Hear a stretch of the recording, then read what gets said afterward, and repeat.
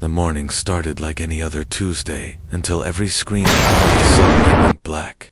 Then came the voice that would change everything. Greetings, primitive beings of the third planet. The voice was cold and mechanical, speaking perfect English, Chinese, Spanish, and dozens of other languages simultaneously.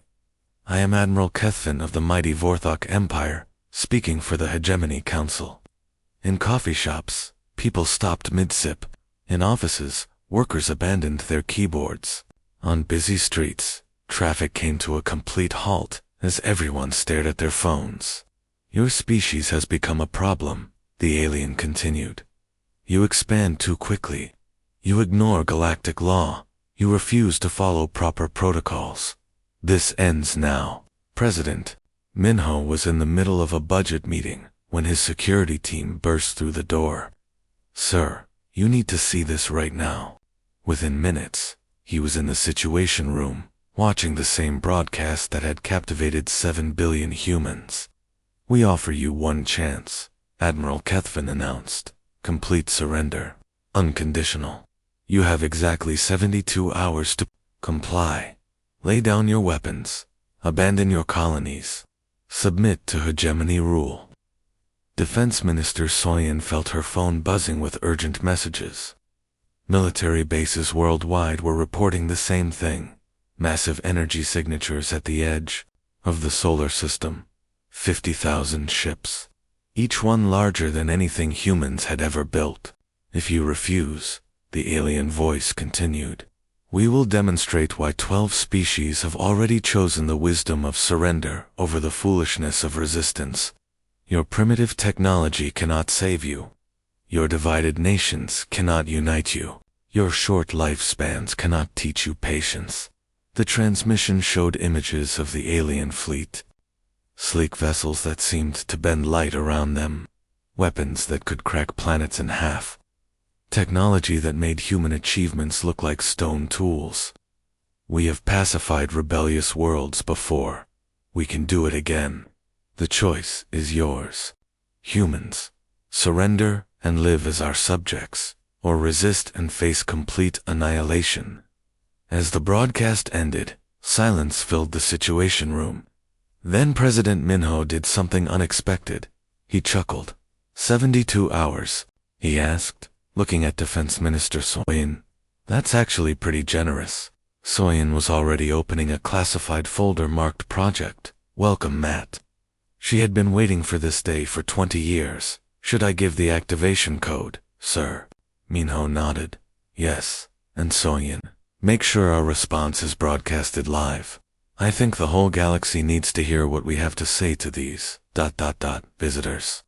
Outside, humans were already starting to laugh. The aliens had made their first mistake. They thought fear would work on humanity. They were about to learn how wrong they were. 20-4 hours after the alien ultimatum, something incredible happened. Instead of mass panic, instead of riots in the streets, instead of governments crumbling under pressure, the world did something no one expected. It started laughing. President Minho stood in front of the cameras, trying his best to look serious. Beside him, Premier Ji-yoon from the Asian Alliance was covering her mouth, shoulders shaking slightly. The two most powerful leaders on Earth were about to address 7 billion terrified citizens. My fellow humans, President Minho began, then paused. A small smile crept across his face. Did everyone else hear that alien guy say we had 72 hours? Premier Ji-yoon couldn't hold it anymore. She burst out laughing. 72 hours. Like we're teenagers being grounded by our parents. I mean, seriously? Minho continued, now openly grinning. They traveled across the galaxy, brought 50,000 ships, and they're giving us 3 whole days to think about it. What are they going to do? Come back later if we don't answer the door. The laughter was infectious. Within minutes, the clip was everywhere. #Alien Ultimatum started trending worldwide, but not with fear, with jokes. POV. Aliens think humans are scared of deadlines. Read one viral post with millions of likes. Another showed a picture of the alien fleet with the caption, "When you bring your whole squad to intimidate someone but they just laugh at you." Coffee shops started serving surrender specials. Restaurants offered last meal deals. College students threw end-of-the-world parties that were just excuses to get together and laugh at alien memes. But while the world laughed, something else was happening. Admiral Jinwoo sat in an underground bunker that officially didn't exist. His fingers moved across holographic displays that showed the true state of human defenses. For 50 years, since the first crashed alien scout ship, humanity had been preparing for this exact moment. Activation code accepted, his aide reported quietly. All systems coming online. Across the solar system, millions of hidden weapons. Platforms powered up, cloaked mines drifted into position. Ships that looked like asteroids shed their disguises. "Sir," the aide continued, "the aliens are monitoring our communications. They can see the public reaction." Jinwoo nodded. "Good. Let them see us laugh. Let them think we're just crazy primitives who don't understand the threat." He smiled grimly. "They have no idea what's coming." Above ground, the surrender parties continued. Humans danced and joked and mocked their would-be conquerors. They had no idea their laughter was part of the plan. The aliens expected fear. They got comedy. They expected surrender. They were about to get war. Aboard the flagship of the Hegemony Fleet, Admiral Kethbin stared at the monitoring screens with 4 of his 6 eyes. The other 2 were focused on his confused staff officers, who were scrambling to understand what they were seeing. "Explain this to me again," Kethvin said slowly, his translator struggling with the concept. "The humans are betting." "Yes, Admiral," his intelligence officer replied, tentacles twitching nervously. "They've created something called prediction markets, about which of our ships will be destroyed first. The current favorite is your flagship, sir." Kethbin's scales turned a deeper shade of purple, which in his species indicated either anger or complete bewilderment. Right now, it was both. "They're supposed to be terrified," he muttered. "In 10,000 years of expansion, every species has surrendered within the first day. The Zeltrani lasted 8 hours. The Korvash managed 16 hours before begging for mercy." His communications officer interrupted. "Admiral, we're receiving more human broadcasts. They're making songs about us." The main screen filled with images from Earth. Humans were dancing in the streets, singing ridiculous songs about aliens. One popular tune included the lyrics, "Kethvin came from outer space," but humans laughed right in his face. "This is impossible," whispered the tactical officer. "According to our intelligence, humans are primitive. They should be cowering in fear, not ... whatever this is." On another screen, they watched humans hold mock surrender ceremonies where people dressed as aliens and pretended to be defeated by children with toy guns. The crowd cheered every time a fake alien fell down. "Perhaps," suggested the intelligence officer carefully, "they don't understand the threat. Maybe their translation systems are faulty." Kethvin activated a direct communication to the Hegemony Council. Within moments, the holographic images of 11 other species leaders appeared around him. "Council members," he began, "we have a situation. The humans appear to be ... mentally unstable." The Thaxian Council leaders' multiple heads bobbed in confusion. "Unstable? How?" "They're planning parties for their own extinction. They're making jokes about our weapons. They're betting on which of us dies first." Kethvin paused. "Some of them are wearing costumes that mock our appearance." The council members exchanged glances across the light years. "This had never happened before. Perhaps," suggested the Rilith representative, "we should extend the deadline, give them time to come to their senses." "Agreed," Kethvon replied. 72 more hours. Surely even humans can't maintain this insanity for that long." He closed the communication and looked back at Earth. Somewhere down there, humans were still laughing. He had no idea they were laughing because they knew something he didn't.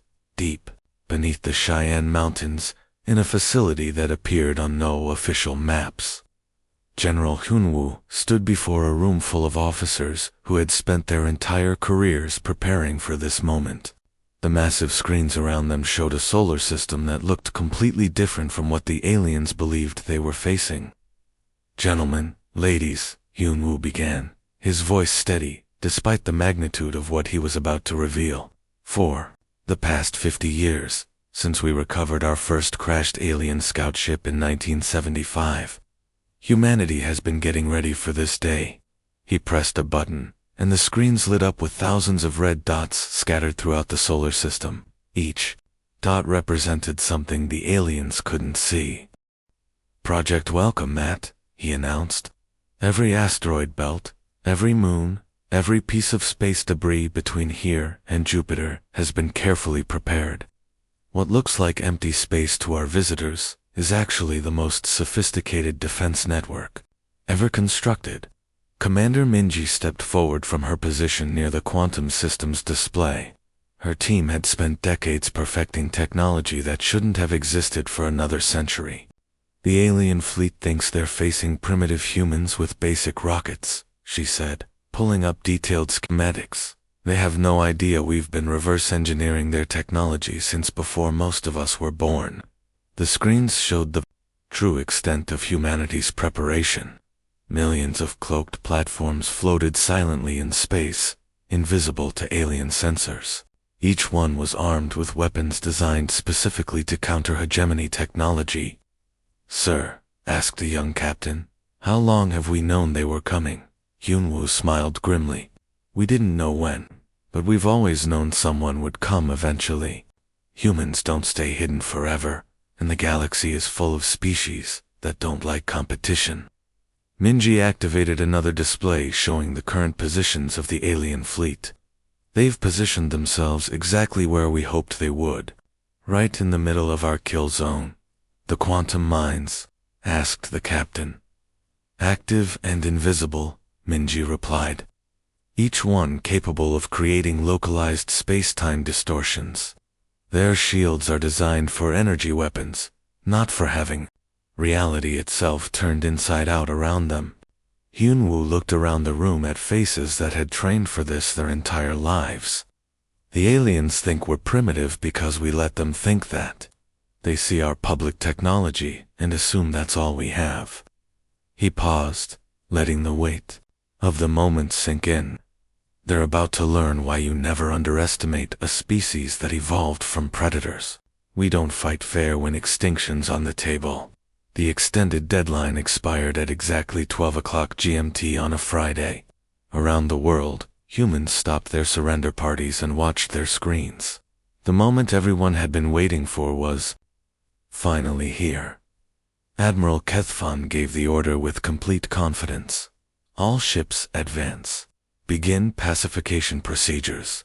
50,000 alien vessels moved forward in perfect formation, their shields shimmering with energy, weapons charging with power that could level cities. They had done this before. They knew how this would end. 300 million miles away, in a command bunker, buried beneath the Rocky Mountains, Admiral Seokjin sat perfectly still. Around him, dozens of officers watched displays showing the approaching alien fleet. Nobody spoke. Nobody moved. Admiral whispered his tactical officer, "They're entering the outer perimeter." Seokjin nodded once. His finger hovered over a single, red button that had waited 50 years to be pressed. The alien fleet continued forward, scanning for human defenses. Their sensors showed exactly what they expected: a few primitive space stations, some basic satellites, nothing that could threaten their massive ships. "No significant resistance detected," reported an alien scanner operator. "This will be easier than anticipated." That's when Admiral Seokjin pressed the button. What happened next would be talked about across the galaxy for generations. Millions of hidden weapons, platforms activated simultaneously throughout the solar system. Not energy weapons that aliens could shield against. Not missiles they could shoot down. Kinetic kill vehicles, simple chunks of metal accelerated to 15% of light speed, At that velocity, a marble-sized projectile carried the destructive power of a nuclear bomb. The alien shields, designed to deflect energy beams, were useless against solid matter, moving at relativistic speeds. "Contact in 3 seconds," Seokajin announced calmly. The first wave of projectiles struck the alien fleet like invisible hammers of God. Ships that had survived 1,000 battles simply ceased to exist, torn apart at the molecular level. 800 ships destroyed, reported the tactical officer. Second wave incoming. The aliens tried to retreat, but they were surrounded. Every direction they turned, more kinetic weapons were waiting. Their formation dissolved into chaos, as captains desperately tried to escape the invisible death closing in on them. 4,000 ships destroyed, 6,000, 8,000, in 60 seconds. The most powerful invasion fleet in galactic history was reduced to scattered debris and fleeing survivors. Admiral Kethvin, his own ship barely escaping the kill zone, stared at his screens in absolute horror. "Impossible," he whispered. "How did primitives do this?"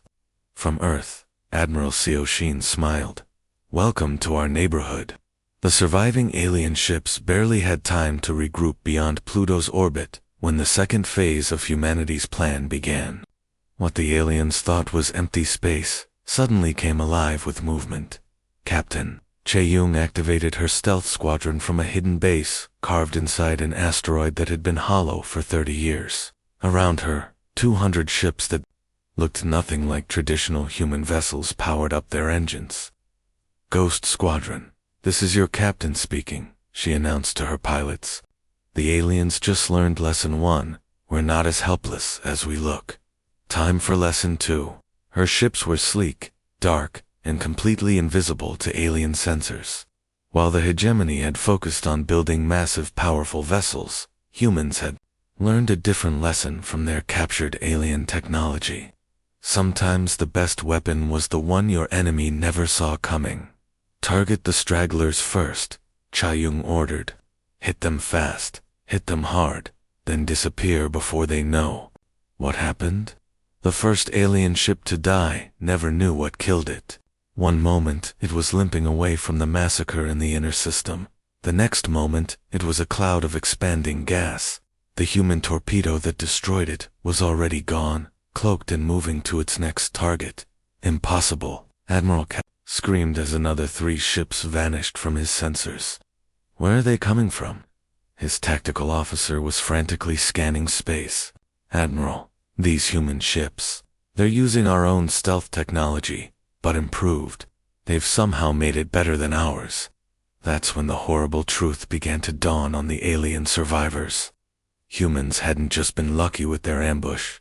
They had been preparing for this specific fight against this specific enemy for decades.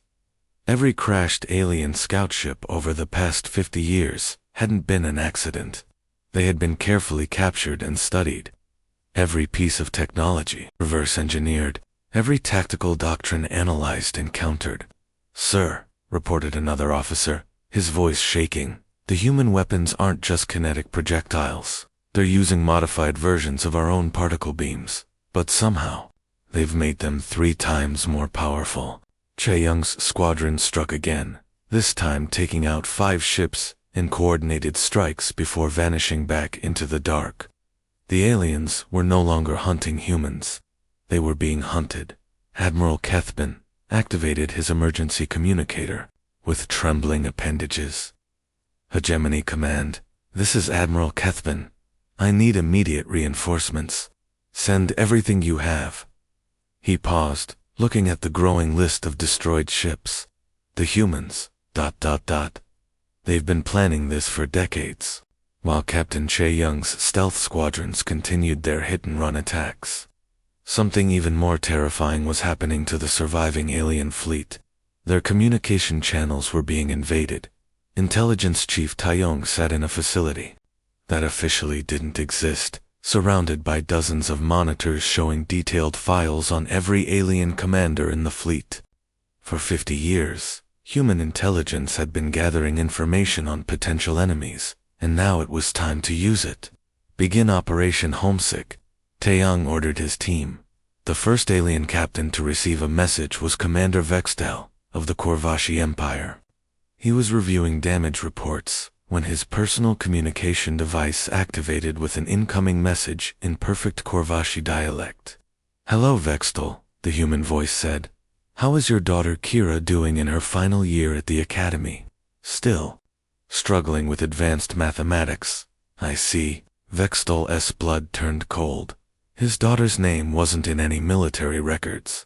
Her school problems were known only to his family. "Your wife Nara sent her a care package last week," the voice continued. "Those sweet cakes she loves. The blue ones with the crystallized fruit. Nara worries about Kira's weight, but honestly, the girl could use a few extra pounds." Across the fleet, similar messages were being delivered to dozens of commanders, each one perfectly crafted, containing information that should have been impossible for humans to know. Admiral Kethvin, another human voice, spoke directly to the fleet commander. "Your nephew's wedding is next month, isn't it? Beautiful ceremony, planned on Vorthok Prime. It would be tragic if you weren't there to see it." The psychological impact was devastating. These weren't threats exactly, but they were something far worse, proof that humans knew everything about them. "Sir," a trembling communications officer reported to Admiral Kethvin. 17 ships have just requested permission to surrender. Their commanders want to defect. But the humans weren't done. Taeyong had one more surprise. "Oh, and Admiral," the human voice continued, "thank you for those intelligence reports you've been filing about human capabilities. Very helpful, though I have to say, your assessment of our technology was rather optimistic from your perspective." The blood drained from Kethvin's face. "Those reports were classified at the highest level." "That's right," Taeyong's voice said. "We've been reading your mail for quite some time. Every invasion plan, every tactical assessment, every weakness you thought you found in our defenses. We wrote half of those reports ourselves. The alien fleet was no longer just being defeated. They were being psychologically destroyed. The hegemony reinforcement fleet dropped out of hyperspace, expecting to find human debris in Admiral Kethvin celebrating an easy victory. Instead, they found something that made their worst nightmares look pleasant.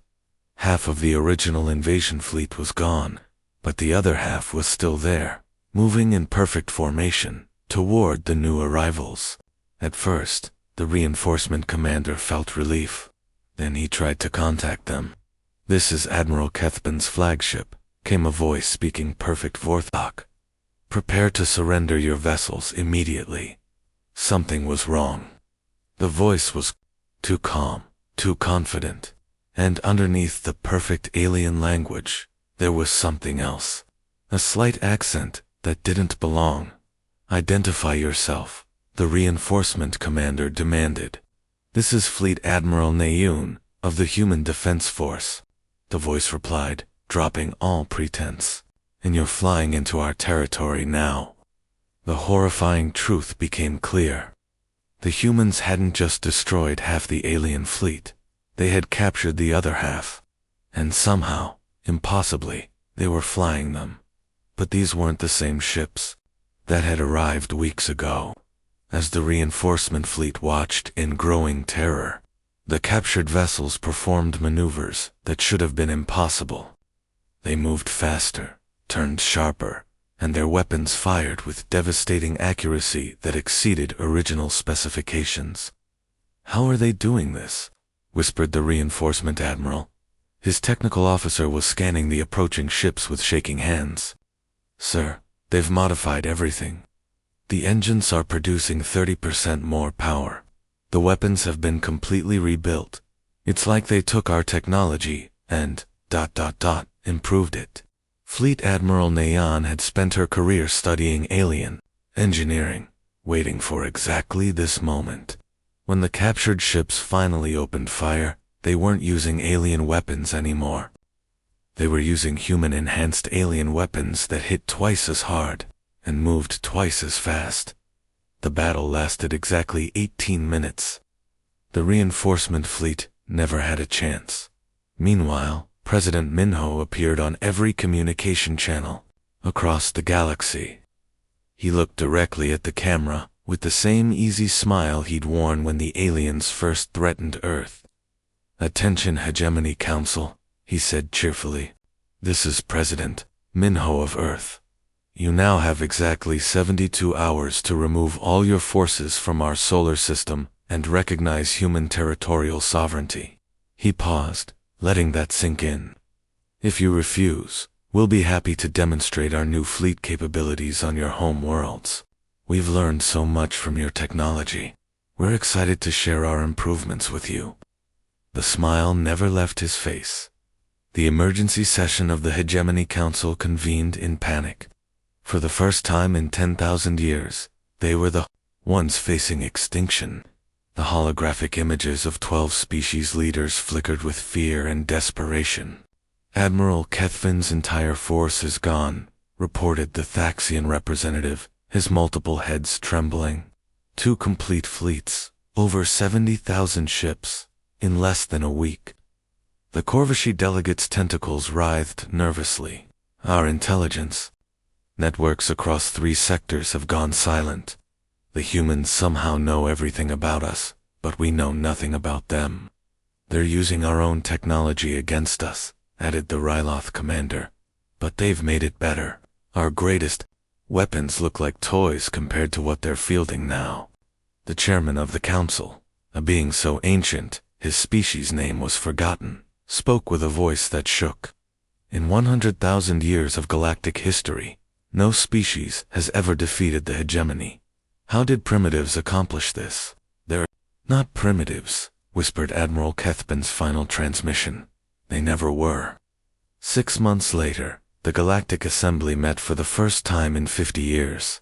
Representatives from hundreds of worlds gathered to witness something unprecedented, a new species addressing them as equals, more than equals. Ambassador Jisoo walked to the center of the Great Hall, her simple human attire contrasting sharply with the elaborate costumes of ancient galactic civilizations. She carried no weapons, no symbols of power. She didn't need them. "Honored representatives," she began, her voice carrying to every corner of the assembly, "I bring greetings from humanity." The hall was silent. Every being present had heard the stories of what happened to the hegemony fleets. "Many of you are wondering what makes humans dangerous," Jisoo continued. "It's not our weapons, though we've proven we can build them. It's not our numbers, though we multiply quickly. It's something much simpler." She paused, looking around the hall. "We learn, we adapt, we never forget a threat." Her voice grew stronger. "When you came to conquer us, you taught us everything we needed to know about you. Your technology, your tactics, your weaknesses. Thank you for the education." The silence deepened. The hegemony believed they ruled this galaxy, but empires built on fear and force always fall. Today begins something new. Today begins the era of cooperation and mutual respect. Jisoo smiled, and somehow it was the most terrifying expression anyone in the assembly had ever seen. "Welcome to our galaxy." The end.